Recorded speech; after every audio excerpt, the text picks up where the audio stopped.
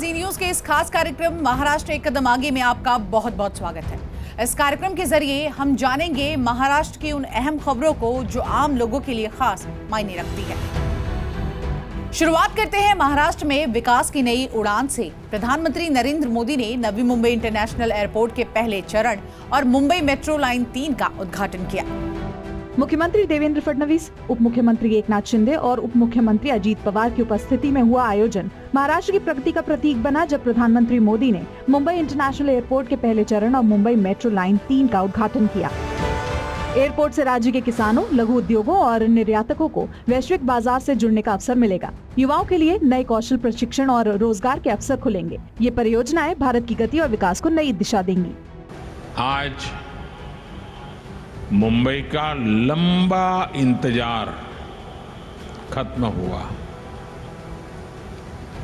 मुंबई को अब अपना दूसरा इंटरनेशनल एयरपोर्ट मिल गया है। मुख्यमंत्री देवेंद्र फडणवीस ने कहा कि नवी मुंबई इंटरनेशनल एयरपोर्ट नए भारत की सोच और संकल्प का प्रतीक है। मुख्यमंत्री देवेंद्र फडणवीस ने बताया कि प्रधानमंत्री नरेंद्र मोदी के दूरदर्शी नेतृत्व में ये वर्षों पुराना सपना साकार हुआ है। मुख्यमंत्री फडणवीस ने कहा कि ये प्रकल्प सिर्फ मुंबई नहीं बल्कि पूरे देश के विकास का प्रतीक है। ये आधुनिक भारत की प्रगतिशील और आत्मनिर्भर पहचान बनेगा। इसके अलावा राज्य सरकार ने एयरपोर्ट क्षेत्र के विकास के लिए ठोस पायाभूत कदम उठाए हैं, जिससे हजारों लोगों को रोजगार और निवेश के अवसर मिलेंगे। महाराष्ट्र इस प्रकल्प से विकसित भारत के विजन में अग्रणी भूमिका निभाएगा। उप मुख्यमंत्री एकनाथ शिंदे ने नवी मुंबई एयरपोर्ट से मुंबई को जोड़ने वाली भूमिगत सुरंग पर एमएमआरडीए से व्यवहार्यता रिपोर्ट की मांग की है।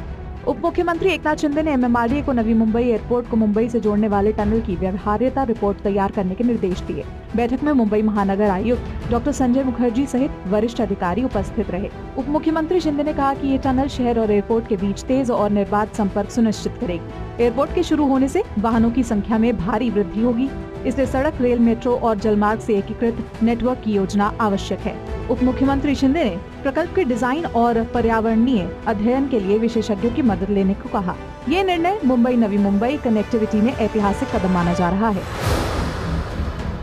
मुख्यमंत्री देवेंद्र फडणवीस ने नुकसानग्रस्त किसानों के लिए अब तक की सबसे बड़ी आर्थिक सहायता देने का ऐलान किया है।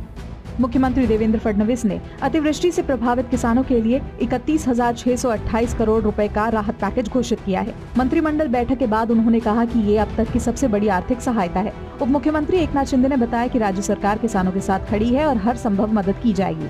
उप मुख्यमंत्री अजीत पवार ने कहा कि एनडीआरएफ की सीमाओं के अधिक जाकर 3 हेक्टेयर तक सहायता दी जाएगी। फडणवीस सरकार दिवाली से पहले सहायता राशि वितरित करने के प्रयास में है। किसानों को फसल, घर, जानवर और दुकानों के नुकसान पर तत्कालिक मुआवजा मिलेगा। ये पैकेज महाराष्ट्र सरकार की किसान हितैषी प्रतिबद्धता को दर्शाता है। महाराष्ट्र में ग्रामीण विकास और रोजगार सृजन को नई दिशा देने के लिए मुख्यमंत्री देवेंद्र फडणवीस ने 2 महत्वपूर्ण एमओयूज पर साइन किया है। मुख्यमंत्री देवेंद्र फडणवीस ने ग्रामीण विकास को बढ़ावा देने के लिए एमएस स्वामीनाथन रिसर्च फाउंडेशन और टाटा मोटर्स फाउंडेशन से 2 महत्वपूर्ण एमओयू साइन किए।